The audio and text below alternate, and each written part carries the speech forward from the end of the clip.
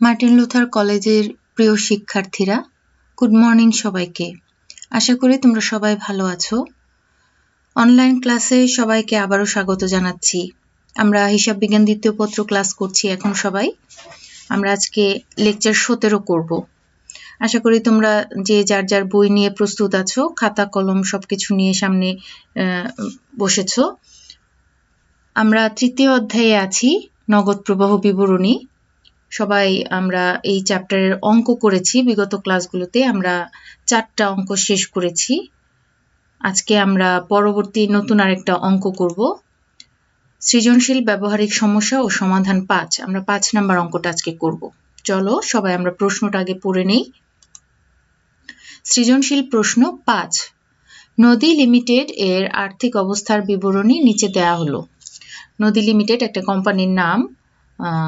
এর তুলনামূলক 2টা আর্থিক অবস্থার বিবরণী এখানে উপস্থাপন করা হয়েছে। বিগত লেকচার 16-এ আমি এই ধরনের প্রশ্নের নমুনা দিয়ে একটা অঙ্ক করিয়েছিলাম।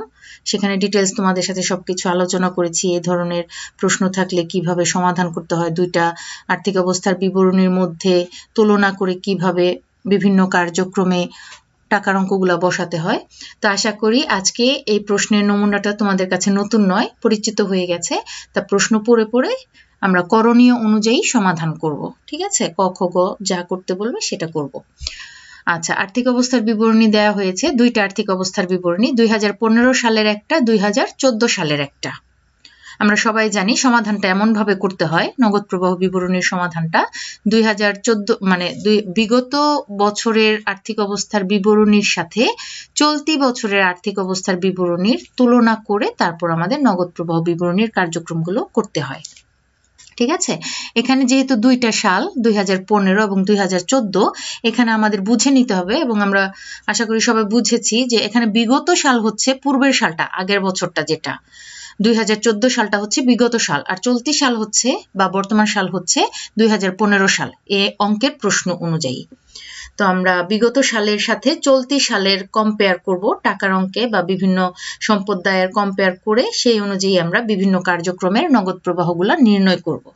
এবং সবসময় মনে রাখবে আমরা কিন্তু অঙ্ক করব সবসময় চলতি সালের, তুলনা করব বিগত সালের সাথে, কিন্তু অঙ্ক করব চলতি সালের। ঠিক আছে, তাহলে আমাদের সম্পদ সমূহ দেয়া আছে আর্থিক অবস্থার বিবরণীতে। নগদ দেয়া আছে 2015 সালে 15,000 টাকা, 2014 সালে 10,000 টাকা। অন্যান্য চলতি সম্পদ দেয়া আছে 90,000 টাকা চলতি বছরে, আর বিগত সালে দেয়া আছে 63,000 টাকা। বিনিয়োগ আছে দীর্ঘমেয়াদী 10,000 টাকা 2015 সালে, আর 2014 সালে আছে 53,000 টাকা।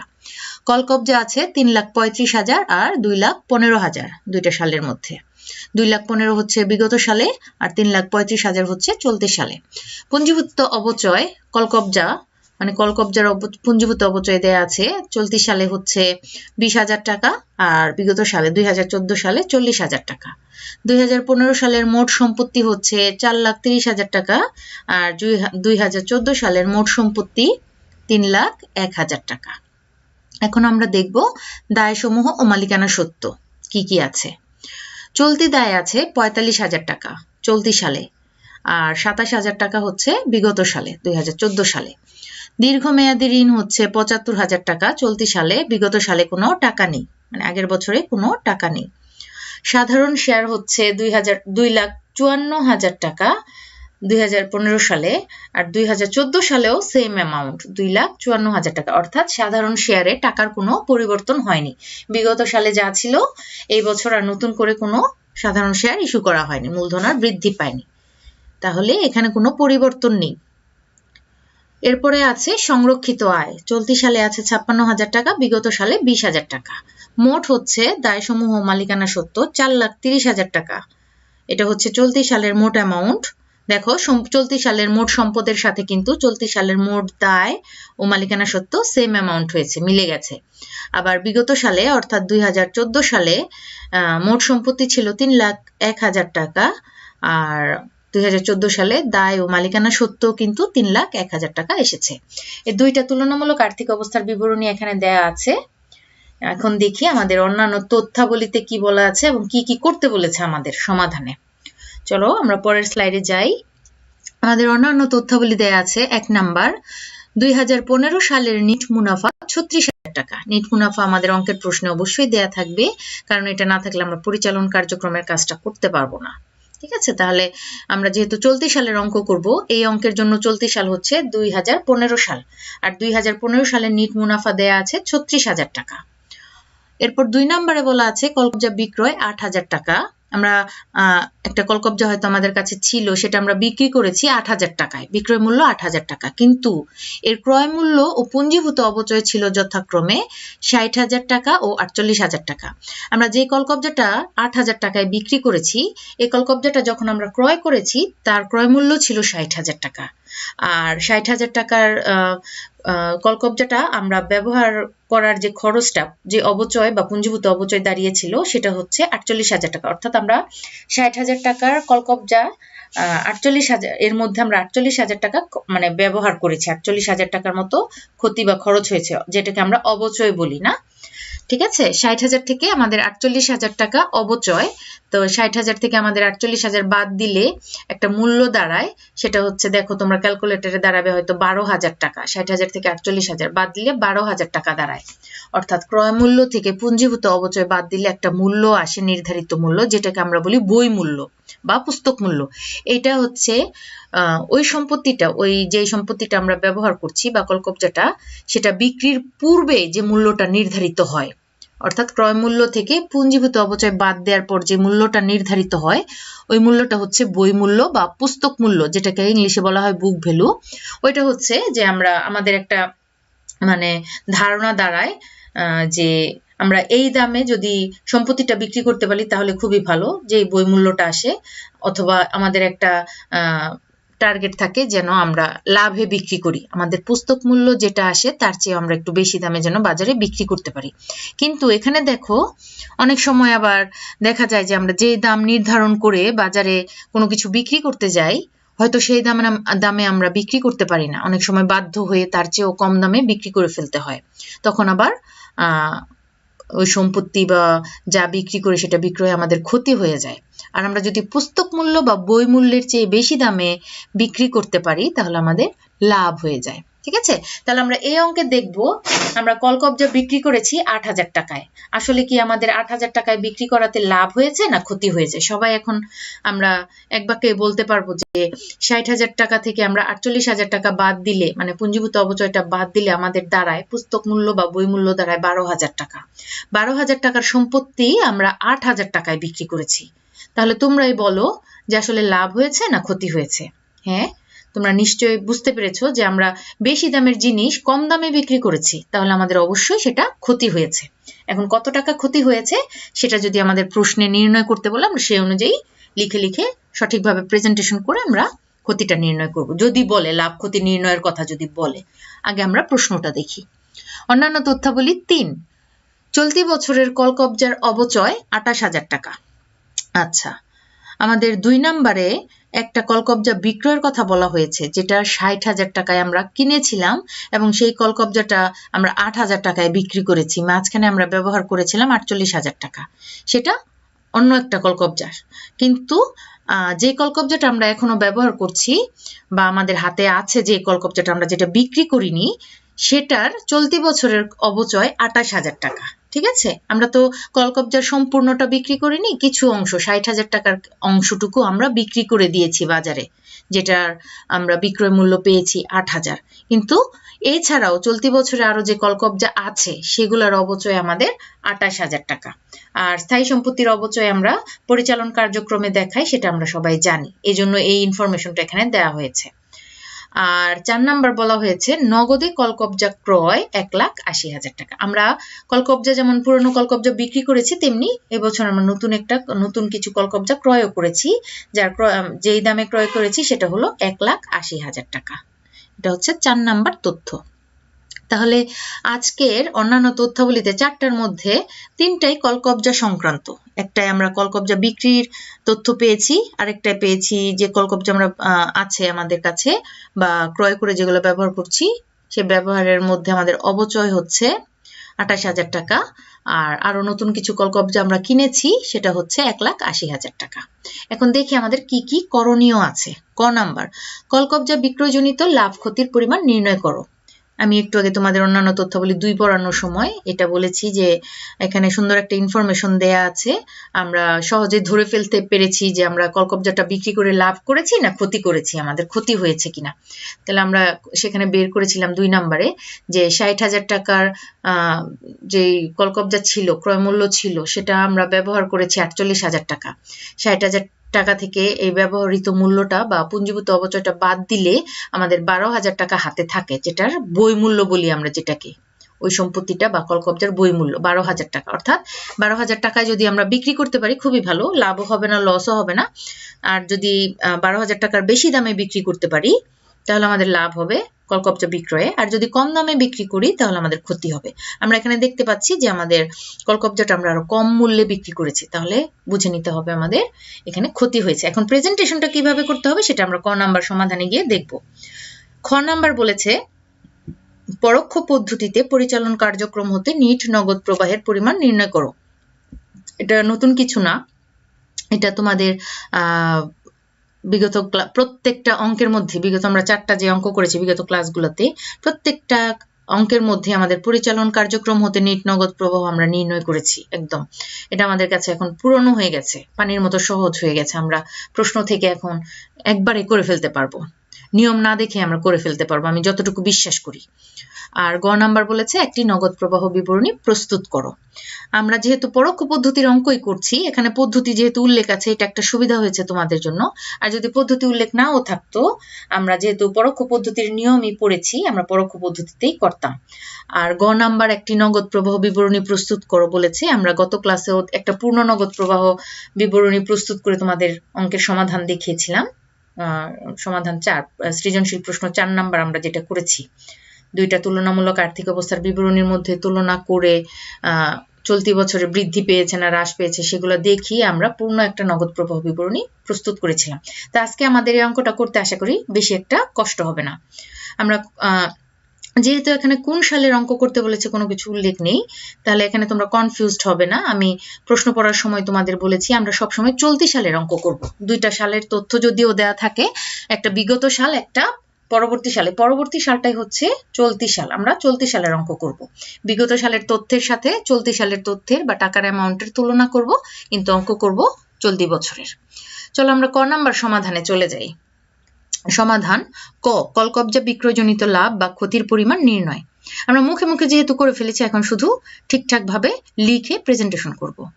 আমরা প্রথমে কলকবজার ক্রয় মূল্যটা থেকে পুঞ্জীভূত অপচয় বাদ দিব, তারপর দেখব আমাদের বই মূল্য বা পুস্তক মূল্য কত দাঁড়ায়। বিক্রিত কলকবজার ক্রয় মূল্য ছিল হচ্ছে 60,000 টাকা, এটা অন্যান্য তথ্যাবলী 2 এ দেয়া আছে।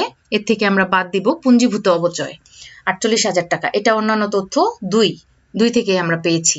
তাহলে ক্রয় মূল্য থেকে পুঞ্জীভূত অপচয় বাদ দিলে যে মূল্যটা দাঁড়ায় সেটাকে বলা হয় বই মূল্য বা পুস্তক মূল্য। 12,000 টাকা এসেছে। তোমরা দেখো 60,000 টাকা থেকে 48,000 টাকা বাদ দিয়েছি, 12,000 টাকা এসেছে। এটাকে আমরা বলবো বিক্রিত কলকবজার বই মূল্য। অর্থাৎ আমরা যে কলকবজাটা বিক্রয় করেছি, বিক্রয়ের পূর্বে তার দামটা কত নির্ধারিত ছিল, কত এসে দাঁড়িয়েছে। বিক্রয়ের পূর্বে আমরা দাম একটা পেয়েছিলাম 12,000 টাকা। এটা আমরা বাজারে হয়তো যখন বিক্রি করেছি সম্পত্তিটা, তখন আমরা নিশ্চয়ই মুখে মুখে বলিনি এর দাম 12,000 টাকা, 12,000 টাকা এভাবে বলিনি, কিন্তু আমরা নিজেরা জেনেছি বা নির্ণয় করে বা ক্যালকুলেশন করে আমরা দামটা নির্ধারণ করতে পেরেছি যে ক্রয় মূল্য থেকে পুঞ্জীভূত অপচয়টা বাদ দেওয়ার পর ওই সম্পত্তিটার মূল্য এসে দাঁড়িয়েছে 12,000 টাকা। কিন্তু এই 12,000 টাকার সম্পত্তিটা আমরা বিক্রি করতে পেরেছি 8,000 টাকায়। তাহলে আমরা বই মূল্য থেকে বিক্রয় মূল্যটা এখানে বাদ দিব। যেহেতু বিক্রয় মূল্যের পরিমাণটা কম, তাই বই মূল্য থেকে বিক্রয় মূল্য বাদ দিয়েছি। বিক্রয় মূল্য কম হয়েছে, তার মানে হচ্ছে আমাদের লস হয়েছে বা ক্ষতি হয়েছে। তাহলে 12,000 টাকা থেকে বই মূল্য থেকে বা পুস্তক মূল্য থেকে আমরা বিক্রয় মূল্য বাদ দিয়েছি 8,000, আমাদের অ্যামাউন্ট এসে দাঁড়িয়েছে 4,000। এটাকে আমরা বলবো যে কলকবজা বিক্রয়ে ক্ষতি। তার মানে আমাদের কলকবজা বিক্রয়জনিত ক্ষতি হয়েছে, এই অঙ্কের মধ্য থেকে আমরা পেয়েছি। ঠিক আছে, তথ্য অনুযায়ী। তাহলে আমাদের শুরুতে যেহেতু বলেছে লাভ ক্ষতির পরিমাণ নির্ণয়, লাভ হয়েছে না ক্ষতি হয়েছে সেটা নির্ণয় করতে আমরা নির্ণয় করে পেয়েছি যে কলকবজা বিক্রয় করে আমাদের ক্ষতি হয়েছে এবং ক্ষতির অ্যামাউন্ট 4,000 টাকা। সব স্থায়ী সম্পত্তি বিক্রয়জনিত লাভ ক্ষতির পরিমাণ নির্ণয় করতে বললে তোমরা এইভাবে তথ্য খুঁজে খুঁজে বের করে এভাবে বসিয়ে বসিয়ে সিরিয়ালি বসিয়ে বসিয়ে লাভ ক্ষতি নির্ণয় করবে। প্রথমে ক্রয় মূল্য থেকে পুঞ্জীভূত অপচয় বাদ দিবে, তারপর বই মূল্য বের হবে, তারপর বই মূল্যের সাথে বিক্রয় মূল্যটা তুলনা করবে, বই মূল্য বেশি নাকি বিক্রয় মূল্য বেশি। যদি বই মূল্যের তুলনায় বিক্রয় মূল্য বেশি হয় তাহলে লাভ হবে, আর বই মূল্যের তুলনায় বিক্রয় মূল্য কম হলে লস হবে বা ক্ষতি হবে। আশা করি ক নাম্বার সমাধান সবাই বুঝেছো, সমস্যা হবে না নিশ্চয়ই। তোমরা খাতায় দেখে দেখে একবার প্র্যাকটিস করবে, পরে প্রশ্ন দেখে সমাধান না দেখে একবার প্র্যাকটিস করবে, তাহলে শেখা হয়ে যাবে। এখন আমরা যাব খ নাম্বারে, পরোক্ষ পদ্ধতিতে পরিচালন কার্যক্রম হতে নিট নগদ প্রবাহের পরিমাণ নির্ণয়। আমরা এখন পরিচালন কার্যক্রম হতে নগদ প্রবাহ নির্ণয় করব। নিট নগদ প্রবাহ, নিট আয় আমাদের প্রশ্নে দেয়া ছিল, অন্যান্য তথ্যাবলী একে দেয়া ছিল নিট আয় 36,000 টাকা, আমরা আউটার কলামে বসিয়েছি। এরপরে আমরা যে কমন একটা কথা লিখি সবার মুখস্থ আছে আমি জানি, নিট আয়কে পরিচালন কার্যক্রম হতে নিট নগদ প্রবাহে পরিণত করার সমন্বয় সমূহ। এখন আমরা নিট আয়কে পরিচালন কার্যক্রম হতে নিট নগদ প্রবাহে পরিণত করব, এজন্য যে সমন্বয়গুলো আছে সেগুলো আমরা লিখব। প্রথমে আমরা নিয়ে আসি অবচয়। অবচয় আমাদের অন্যান্য তথ্যাবলীর 3-এ যাই, আমরা 3 নম্বরে দেয়া আছে চলতি বছরের কলকব্জার অবচয় 28,000 টাকা, এটা আমরা যোগ করি। তাহলে দেখো অবচয় 28,000 টাকা আমরা যোগ করেছি প্লাস ফিগার। কলকব্জা বিক্রয়ে ক্ষতি হলে আমরা এখানে নিয়ে আসি যোগ করি, স্থায়ী সম্পত্তি বিক্রয়জনিত ক্ষতি হলে যোগ করি, আর স্থায়ী সম্পত্তি বিক্রয়জনিত লাভ হলে আমরা বিয়োগ করি। এখানে যেহেতু ক্ষতি হয়েছে আমরা অবশ্যই যোগ করব, নিয়ম অনুযায়ী, এটা আমাদের নিয়মে আছে। ঠিক আছে, তোমরা খাতা খুলে খাতায় যেখানে প্র্যাকটিস করেছো অথবা বইতে যেখানে এই নিয়মটা আছে, আমি কত নম্বর লেকচারে যেন তোমাদের নিয়মগুলো পড়িয়েছি, সেই নিয়মগুলো বের করে দেখো। কলকব্রা স্থায়ী সম্পত্তি বিক্রয়ে ক্ষতি হলে যোগ করতে হয়। আমাদের ক্ষতির পরিমাণ আমরা নির্ণয় করেছি 4,000 টাকা, ক নাম্বারে 4,000 টাকা এখানে যোগ করব। তারপর আছে চলতি সম্পদ বৃদ্ধি, 90,000 থেকে 63,000 বাদ, এটা কোত্থেকে পেয়েছি, আমরা আবার প্রশ্নে চলে যাই। বিগত সালের সাথে আমরা চলতি সালের তথ্যের তুলনা করব। অন্যান্য চলতি সম্পদ, এখানে চলতি সালে আছে 90,000, বিগত সালে আছে 63,000, তাহলে অবশ্যই বৃদ্ধি পেয়েছে। বিগত সালে কম ছিল 2014 সালে, আর 2015-তে এসে বেশি হয়ে গেছে 90,000, 63,000 থেকে 90,000 হয়েছে। তাহলে অন্যান্য চলতি সম্পদ বৃদ্ধি হলে, অর্থাৎ চলতি সম্পত্তি বৃদ্ধি পেলে আমাদের পরিচালন কার্যক্রমে বিয়োগ করতে হয়। কতটুকু বৃদ্ধি পেয়েছে সেটা বের করে তারপর আমরা বিয়োগ করব। চলো আবার খ নাম্বারে যাই। অন্যান্য চলতি সম্পদ বৃদ্ধি 90,000 থেকে 63,000, কতটুকু বৃদ্ধি পেয়েছে, 27,000। চলতি সম্পদ বৃদ্ধি পেলে আমরা ধরে নেই নগদ টাকা হাত থেকে চলে যায়, এখানে বৃদ্ধি পেয়েছে 27,000 টাকা বিগত সালের তুলনায়, তাই আমরা বিয়োগ করব। নগদ প্রবাহ যেহেতু নগদ টাকা চলে যাচ্ছে, 27,000 টাকা আমরা বিয়োগ করব, তাই মাইনাস ফিগার ব্র্যাকেট দিয়ে। চলতি দায় বৃদ্ধি, আবার একটু প্রশ্নে যাই। দেখো তো এখানে চলতি সম্পদের পরে অন্যান্য কোনো সম্পদ আছে কিনা যেটা পরিচালন কার্যক্রমে যাবে, না এখানে আর কোনো সম্পদ নেই। এরপর আমরা দায়ে যাই, চলতি দায়ের মধ্যে আমাদের বিগত সালে ছিল 27,000, চলতি সালে 45,000, তাহলে এখানে বৃদ্ধি পেয়েছে। এছাড়া অন্য কোনো দায় আছে কিনা যেটা পরিচালন কার্যক্রমে যাবে, না আর কোনো দায় নেই, শুধু চলতি দায়ের বিষয়টাই আছে। তাহলে আমাদের যেহেতু বৃদ্ধি পেয়েছে, চলতি দায় বৃদ্ধি পেলে আমাদের প্লাস করতে হয়। কতটুকু বৃদ্ধি পেয়েছে বিগত সালের তুলনায় সেটা আমরা তুলনা করে সমন্বয় করে তারপর আমরা সেই অ্যামাউন্টটা প্লাস করব। চলতি দায় বৃদ্ধি 45,000 টাকা বেশি অ্যামাউন্ট, আর এখান থেকে আমরা বিগত সালেরটা বাদ দিয়েছি, বৃদ্ধি পেয়েছে 18,000 টাকা, এটা আমরা প্লাস করব। দেখো আমাদের এই কয়টাই তথ্য, 4টা আইটেম এখানে আমাদের পরিচালন কার্যক্রমের অধীনে যাবে, সেগুলো আমরা দেখলাম। অবচয় প্লাস হয়েছে, কলকব্জা বিক্রয় ক্ষতি প্লাস হয়েছে, চলতি সম্পদ বৃদ্ধি মাইনাস হয়েছে 27,000 টাকা, আর চলতি দায় বৃদ্ধি 18,000 টাকা প্লাস হয়েছে।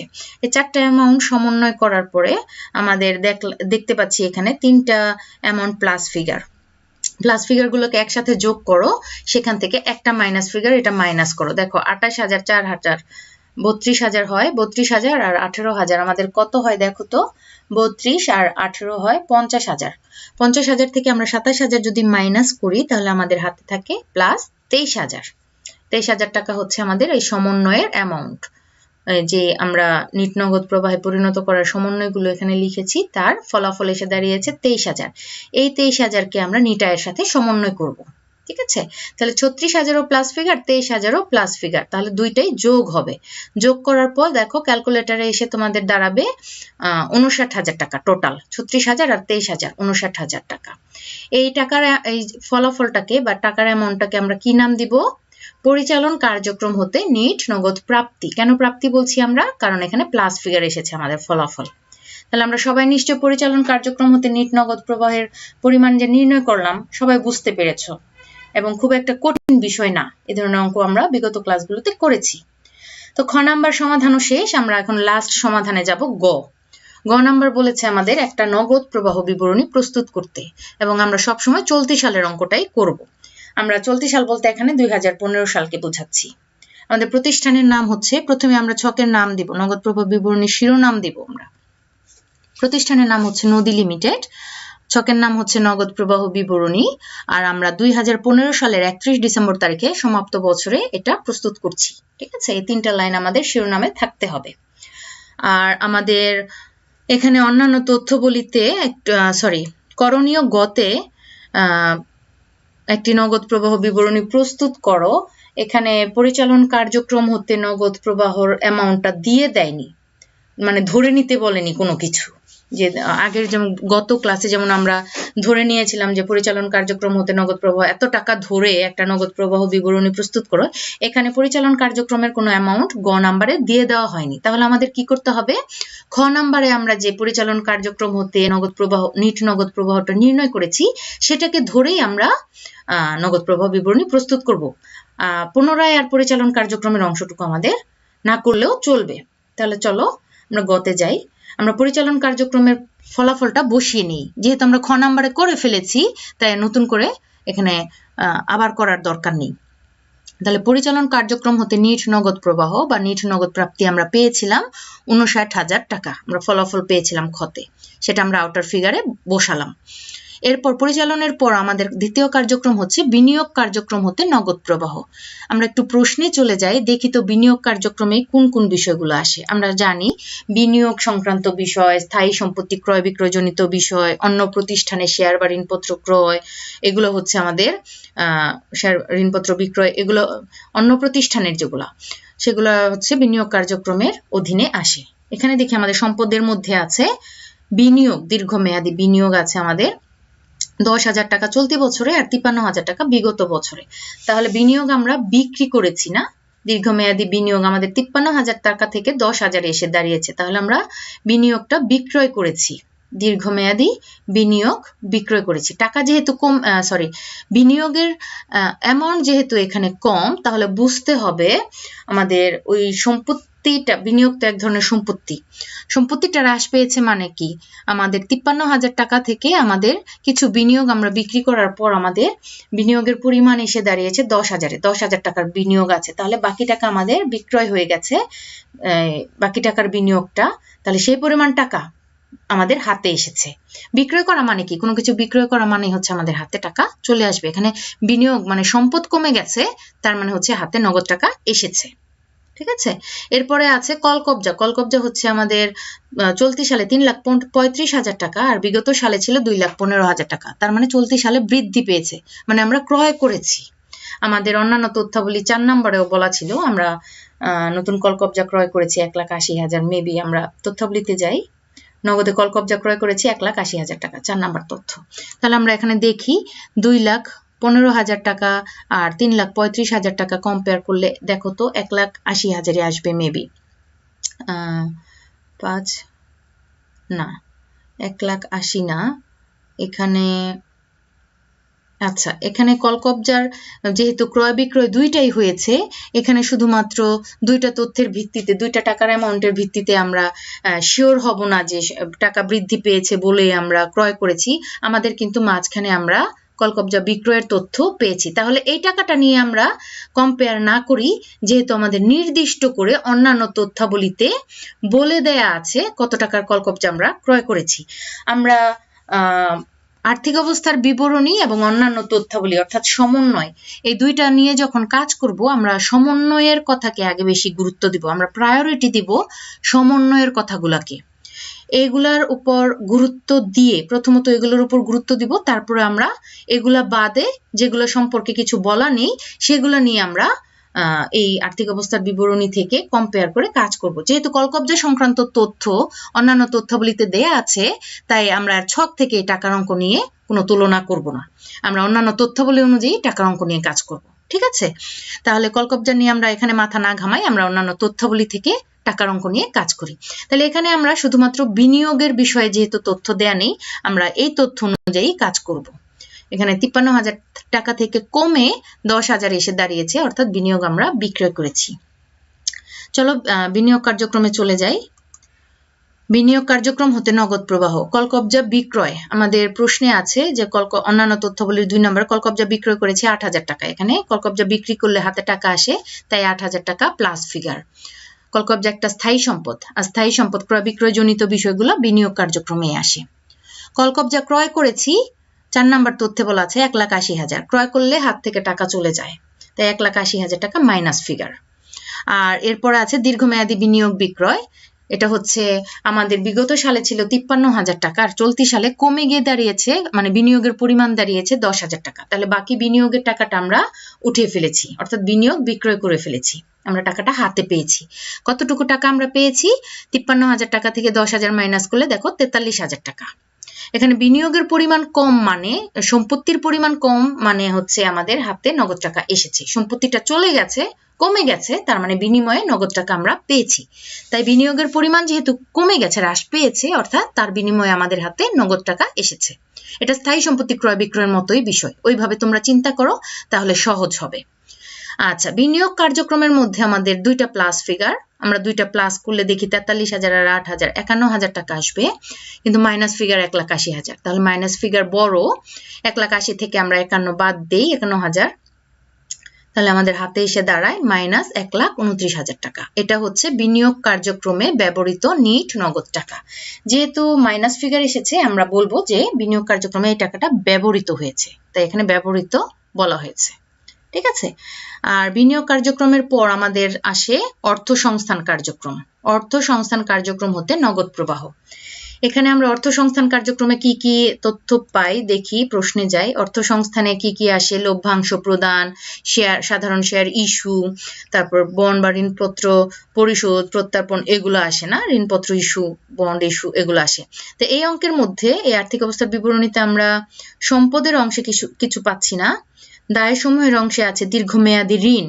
গত বছর কোনো ঋণ ছিল না, এবছর আমরা ঋণ নিয়েছি 75,000 টাকা চলতি বছরে। দেখো, তাহলে ঋণ গ্রহণ করলে আমাদের হাতে নগদ টাকা আসে। ঋণ গ্রহণ কিন্তু অর্থ সংস্থান কার্যক্রমের অংশ, এটা কিন্তু বিনিয়োগ কার্যক্রমের অংশ না। অন্য প্রতিষ্ঠানের শেয়ার বা ঋণপত্র ক্রয় বিক্রয় করা হলে সেটা বিনিয়োগ কার্যক্রম, কিন্তু আমরা নিজেরা যদি ঋণ গ্রহণ বা ঋণপত্র ইস্যু করি, ঋণ গ্রহণ করি বা ঋণ পরিশোধ করি, এগুলা অর্থ সংস্থান কার্যক্রমের অংশ। আমরা দীর্ঘমেয়াদী ঋণ এখানে 75,000 টাকা চলতি সালে, তার মানে আমরা ঋণ নিয়েছি 75,000 টাকা, আমাদের এটা অর্থ সংস্থান কার্যক্রমে যাবে। সাধারণ শেয়ার দেয়া আছে 2টা সালেই সেম অ্যামাউন্ট, তাহলে আমরা সাধারণ শেয়ার ইস্যু করিনি, বা ইস্যু করার কারণে আমাদের খুব কোনো টাকা বৃদ্ধি পায়নি, আমরা এই বছরে কোনো সাধারণ শেয়ার ইস্যু করিনি, তাই সাধারণ শেয়ার ইস্যুর কোনো অ্যামাউন্ট অর্থ সংস্থানে আসবে না, অর্থ সংস্থান কার্যক্রমে। আর সংরক্ষিত আয় তো আমাদের নগদ প্রবাহ বিবরণীতে আসে না, কিন্তু আর্থিক অবস্থার বিবরণীতে দেখাতে হয় বিধায় এখানে সংরক্ষিত আয় অবশ্যই লিখতে হয়, এটা প্রশ্নের মধ্যে থাকবে, কিন্তু নগদ প্রবাহ বিবরণীতে এটা আসে না। আমাদের আসে পরিচালন কার্যক্রমে নিট আয় বা নিট মুনাফা। তাহলে আমাদের অর্থ সংস্থান কার্যক্রমে শুধু একটা অ্যামাউন্টই আসছে, দীর্ঘমেয়াদী ঋণ গ্রহণ। তাহলে চলো আমরা সমাধানে চলে যাই। দেখো, এখানে লেখা আছে অর্থ সংস্থান কার্যক্রম হতে নগদ প্রবাহ, দীর্ঘমেয়াদী ঋণ গ্রহণ 75,000 টাকা, একটাই অ্যামাউন্ট, এটাই ফলাফল। তাহলে অর্থ সংস্থান কার্যক্রম হতে নিট নগদ প্রবাহ বা নিট নগদ প্রাপ্তি, এই 75,000 টাকাই আমাদের ফলাফল, এটাই আমাদের আউটার কলামে যাবে। ঠিক আছে, এইবার এখানে তোমরা 75,000 টাকার নিচে একটা দাগ দিয়ে নিতে পারতে, ইনার কলামে দাগ দিয়ে নিলেও কোনো সমস্যা নেই, দাগ দিয়ে নেওয়াটাই বেটার, এখানে দাগটা দেয়া হয়নি। তোমরা 75,000 টাকার নিচে একটা দাগ দিয়ে তারপর ফলাফলটা 75,000 টাকা আউটার কলামে বসাবে। এবার আমাদের কাজ কি? 3টা কার্যক্রমের নগদ প্রবাহকে একসাথে যোগ করব, আমরা সমন্বয় করব। বিয়োগ থাকলে যোগ বিয়োগ করব, কোনোটা যোগ কোনোটা বিয়োগ থাকলে আমরা সমন্বয় করব না। আচ্ছা, এখানে 2টা প্লাস ফিগার 59,000 টাকা আর হচ্ছে 75,000 টাকা, এই 2টা প্লাস ফিগার আমরা যোগ করি, যোগ করে দেখি যে এটা 1,29,000 টাকা মাইনাস ফিগারের চেয়ে বেশি না কম। দেখো তো তোমাদের ক্যালকুলেটরে কত আসে, 59,000 টাকা আর 75,000 টাকা যোগ করলে যে যোগফল আসে, এখানে দেখো 9 আর 5 হচ্ছে 14, হাতে 1, 5 আর 7 হচ্ছে 12 আর 13, তাহলে 1,00,000 34,000 টাকা। 1,34,000 টাকা থেকে, যেহেতু 1,34,000 টাকা প্লাস ফিগার, বড় অ্যামাউন্ট আসছে প্লাস ফিগার, এটা থেকে আমরা 1,29,000 টাকা এই মাইনাস ফিগারটা মাইনাস করব। তাহলে আমাদের মাইনাস করার পর আমাদের প্লাস 5,000 টাকা আসে। যেহেতু প্লাস ফিগার বড়, আমাদের ফলাফলটা আসে 5,000 টাকা।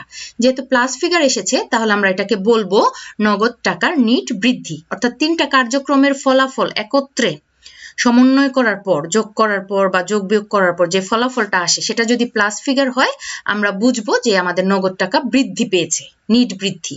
তাহলে দেখো, এই যে কালো কালি দিয়ে লেখা আছে অর্থসংস্থান কার্যক্রম হতে নিট নগদ প্রবাহ, এর নিচে লেখা আছে নগদ টাকার নিট বৃদ্ধি। এটা হচ্ছে 5,000 টাকা। তিনটা কার্যক্রম থেকে আমরা 5,000 টাকা নগদ টাকা বৃদ্ধি পেয়েছি। এর সাথে আমাদের নিয়ম অনুযায়ী কি করতে হয়? প্রারম্ভিক হাতে নগদ যোগ করতে হয়। যোগ প্রারম্ভিক নগদ উদ্বৃত্ত। এই নগদ উদ্বৃত্তটা আমরা কোথা থেকে পাই? গত ক্লাসে আমি বলেছি, বিগত সালের শেষ দিনের যাবতীয় অ্যামাউন্ট চলতি সালের কিন্তু শুরুর তারিখের অ্যামাউন্ট। অর্থাৎ বিগত সালের শেষ তারিখে, প্রশ্নে দেখো আমরা আর্থিক অবস্থার বিবরণী কিন্তু শেষ তারিখেই করি। বিগত সালের যত তথ্য দেওয়া আছে সেগুলো কিন্তু চলতি সালের প্রারম্ভিক তথ্য। আর্থিক অবস্থার বিবরণী কিন্তু শেষ তারিখে করা হয়। একটা হচ্ছে 2014 সালের শেষ তারিখ 31শে ডিসেম্বর, আর একটা হচ্ছে 2015 সালের 31শে ডিসেম্বর আর্থিক অবস্থার বিবরণী। তাহলে 2014 সালের শেষ তারিখে যেটা, সেটা কিন্তু 2015 সালের জানুয়ারির 1 তারিখ, অর্থাৎ প্রারম্ভিক উদ্বৃত্ত কিন্তু। তাহলে 14 সালের শেষ তারিখ হচ্ছে নগদ উদ্বৃত্ত 10,000 টাকা। এই 10,000 টাকা কিন্তু 2015 সালের প্রারম্ভিক উদ্বৃত্ত। ঠিক আছে? তাহলে এটাই হচ্ছে আমাদের নগদ টাকার প্রারম্ভিক উদ্বৃত্ত। এটাই আমরা কোথায় যোগ করি? নগদ টাকার নিট বৃদ্ধির সাথে আমরা প্রারম্ভিক নগদ উদ্বৃত্ত যোগ করি। বিগত সালের শেষ দিনের নগদ উদ্বৃত্ত 10,000 টাকা আমরা প্রশ্ন থেকে পেয়েছি। এই 10,000 টাকা আমাদের যোগ করলে যোগফল আসে 15,000 টাকা। এই 15,000 টাকাই আমাদের ফলাফল, যার নাম হচ্ছে সমাপনী নগদ উদ্বৃত্ত। আমাদের অঙ্কটা, অর্থাৎ সমাপনী নগদ উদ্বৃত্ত যে 15,000 টাকা এসেছে, আমাদের পুরা নগদ প্রবাহ বিবরণীটা কি সঠিক হয়েছে কিনা সেটা যাচাই করার একটা সূত্র বা নিয়ম হলো যে আমাদের সমাপনী নগদ উদ্বৃত্তটা আমাদের চলতি সালের প্রশ্নের মধ্যে, চলতি সালের যে নগদ উদ্বৃত্তটা দেয়া আছে, আমরা যে সালের অঙ্ক করছি সেখানে যে নগদ টাকার পরিমাণটা দেয়া আছে সেটা, আর এই যে আমরা নির্ণয় করলাম সবার শেষে সমাপনী নগদ উদ্বৃত্ত, এই যে 15,000 টাকা, এই দুইটা সমান হইতে হবে। অর্থাৎ আমাদের নগদ প্রবাহ বিবরণীর যে সব শেষে আমরা নির্ণয় করি সমাপনী নগদ উদ্বৃত্ত, এইটা সঠিক হয়েছে কিনা এটা যাচাই করার একটা সূত্র হলো যে আমাদের প্রশ্নের চলতি সালের নগদ উদ্বৃত্তটা সেম আছে কিনা। তাহলে এই 15,000 টাকা আমাদের প্রশ্নে আছে কিনা আমরা দেখি। প্রশ্নে দেখো, সম্পদ সমূহের প্রথম আইটেম নগদ 15,000 টাকা দেয়া আছে চলতি সালের। তাহলে আমাদের অঙ্কটা সঠিক হয়েছে। আমরা যে নগদ প্রবাহ বিবরণী প্রস্তুত করেছি, আমরা সমাপনী নগদ উদ্বৃত্ত নির্ণয় করেছি 15,000 টাকা, সেটা আমাদের এই প্রশ্নের নগদ উদ্বৃত্তের সাথে কিন্তু মিলে গেছে, চলতি সালের নগদ উদ্বৃত্তের সাথে। তাহলে আমাদের অঙ্কটা সম্পূর্ণরূপে সঠিক। আশা করি তোমরা ক, খ, গ কলকবজা বিক্রয়জনিত লাভ ক্ষতি আমরা নির্ণয় করেছি, লাভ বা ক্ষতি ক নাম্বারে। খ নাম্বারে পরিচালন কার্যক্রম হতে নিট নগদ প্রবাহ নির্ণয় করেছি, আর গ নাম্বারে একটা পূর্ণ নগদ প্রবাহ বিবরণী করেছি। এই তিনটাই সমাধান। আশা করি তোমরা খুব ভালোভাবে বুঝতে পেরেছো, কারণ গত ক্লাসে আমরা এই নিয়মের অঙ্কই একটা করেছিলাম। আর এ ধরনের অঙ্ক খুব একটা কঠিন না, প্রশ্নটা ভালো করে বুঝলে এ ধরনের অঙ্কগুলো সহজে সমাধান করা যায়। তাহলে আশা করি তোমাদের বুঝতে কারো কোনো অসুবিধা হয়নি। যদি অসুবিধা হয় তাহলে ক্লাসটা আবার রিভাইজ দাও এবং খাতায় অঙ্কটা একবার দেখে করো, না দেখে করো। ঠিক আছে? তাহলে এই ধরনের অঙ্ক তোমরা বাসায় বই থেকে প্র্যাকটিস করো, উদাহরণ দেখে প্র্যাকটিস করো, অনুশীলনী থেকে নিয়ে প্র্যাকটিস করো। এবং পরবর্তী ক্লাসে আমরা লাস্ট এই চ্যাপ্টারের আরেকটা অঙ্ক করবো, একটা বোর্ড স্ট্যান্ডার্ড অঙ্ক করব। ততদিন পর্যন্ত সবাই তোমরা ভালো থাকো। থ্যাংক ইউ সবাইকে।